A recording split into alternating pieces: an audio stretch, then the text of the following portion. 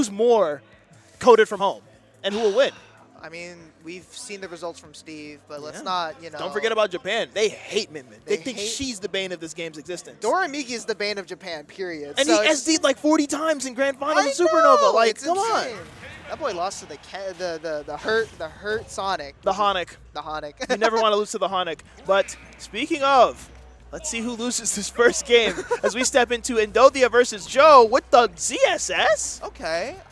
No, honestly, probably a better matchup going up against Game & Watch. You're a much slimmer character, so that really lets you kind of bob and weave from all these different aerials that Endothia is going to go for, kind of just get his combos off. And Joe, of course, if he's really clinical, if he's really, really accurate with his hits, he can get a lot of damage off, maybe get an early stock off. That backer is really devastating, especially if he's sweet spot. But so far back and forth, Endothia getting that spot dodge into that nair. And Joe's actually been avoiding a lot of these combos. Like I said before, a slimmer body, much more nimble body in Joe. So unfortunately, the problem with that nimble body is that a character like ZSS has to play like a very precise surgeon with all these different combos and specific percentiles that they need to be in to get those combos. Whereas Game & Watch is more of like a hammer, more of like a blunt object that can just hit you and kill you, just like that. Very much more of a lenient character compared to ZSS, but again, once ZSS hits, it packs a punch. Endothia doing a very good job of trying to just wall out Joe's approaches with these forward airs, going for these backers as well.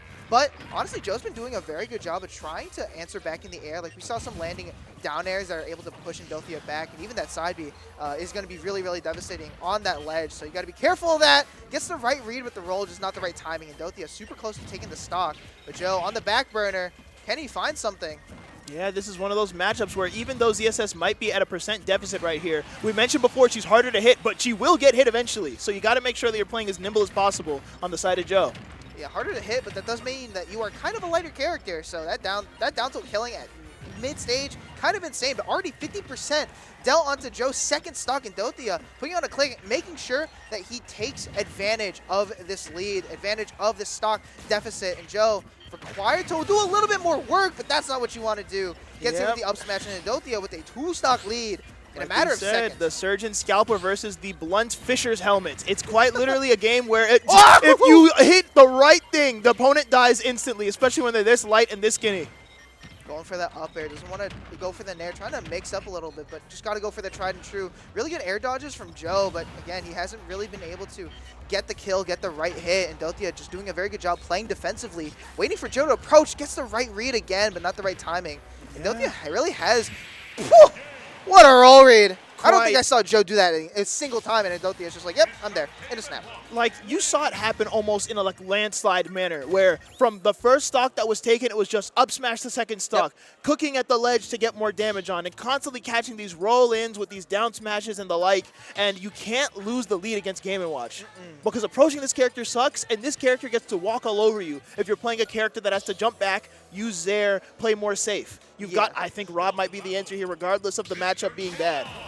We're going to see the R.O.B come out. It's a better character in general as well, so a character that can kind of also get away with these big hits. You got to watch out for Bucket, though. That is going to be very devastating. But we're back on the small battlefield. Not a bad stage pick. Yeah, I don't think the stage was the issue with either of these players here. I think they're both pretty comfortable on the stage with the combos, extensions that they might be able to get. The only question is, can R.O.B overcome his one weakness? He's big as hell. That's true. That nair's really good, but can only go so far. And Endothia's nair actually beating it out as well as the up air, so Joe's got to be a little bit more careful with that. You're going to see R.O.Bs, for the most part, go for that nair to land, to approach. Like, it's really their main tool to approach besides maybe, like, a forward air, a gyro. Really good uppie from Endothia to avoid all that. You can see right there that nair just going to get punished. Joe got to be a little bit more careful with the options that he picks against Endothia. Really, really patient with that drift, trying to get a read of some sorts, but a really good forward air to keep him, you know, kind of in safe. There you go, swaps the stage position as well. And I think it's interesting that we're seeing Joe, at least at the beginning of this game, feel still comfortable enough to throw out those max charge lasers, despite knowing the threat of full bucket being very dangerous, especially with the threat of being edge guarded too. Because both characters, you know, ZSS and R.O.B, have pretty good recoveries that aren't easy to catch, but this is the character that hits you off stage as far as they can go. Yeah, I feel like for R.O.B, okay, well, going for an outlandish judge. But if you're R.O.B, I think you kind of just prioritize recovering high. You can see right there, Joe's definitely trying to mix it up. But when you let Endothia kind of hit you, or when you play in that kind of horizontal, you know, area, you're letting Endothia get free back airs, free punishes. You kind of just got to go up with your boost. Yeah, one thing about R.O.B and other characters too, you don't need to be ashamed of recovering all the way in the top blast zone and saying, I'll come back down when it's safe. Because when you don't, you get stuck on ledge situations like that where the forward smash leads to another 3-stock lead on the side of Endothia. Is this going to be a repeat of game 1? Potentially. I mean, Joe's not playing too safe either. He's definitely desperate to find this kill. I think at this point, it's so hard to say if you have to play patient or not, because, again, you're going up against the Game & Watch. Insane attempt with that Chef, by the way, to try and get that back air off. Endothia cooking up a storm right here, looking for that down smash. Doesn't get it. Joe trying to answer back with one of his own and finally gets it there. Endothia getting a little bit too comfortable, throwing out a lot of smash attacks. Believe it or not, that's the first stock on Joe's end for this entire set. So hopefully they can stop the bleeding and maybe start getting some hits in, but it's not going to be in game 2. It's going to have to be in game 3, potentially the last game they have in the winner's side of this bracket. Yeah, that roto arm was very, very questionable. I don't know if that was a misinput or he was trying to catch something, but I think it might have been the side of ambition there because like we keep saying, stopping the bleeding requires you to make a big play or stop getting hit for a period of maybe like 10, 20 seconds so the opponent stops putting pressure on you. But you can't get desperate. There's a difference between aggression and desperation. The opponent will know that. For sure. And again, you're playing up against a Game & Watch who really does rely on this patient gameplay, this bait and punish, essentially. Just sitting in shield, trying to catch you out. Really good approach right there with that landing neutral layer to catch Joe. Sitting in shield, gets a jab off as well in this corner and get so much damage off. Gets that key as well, that down air. Super devastating. And again, this edge guarding from Endothia is really good. There you go, the high recovery coming out from Joe, but still really relies on that, on grabbing the ledge there. Like, you have Nair. You can definitely land with that. Right, and I know that Game & Watch has one of the best up airs in the game, 3 hits of a funny, like, blowing, 2-2. Yeah. But it's still just a small knockback hitbox in that sense. I think R.O.B can handle something like that. It also doesn't reach that far as well. Like, even on these 2 platforms, you're really good, really good weight with that back air. Still alive, though. Like, Not for long. Oh, thank goodness. How much ammo do we have, though? Yeah, every single bit of fuel there.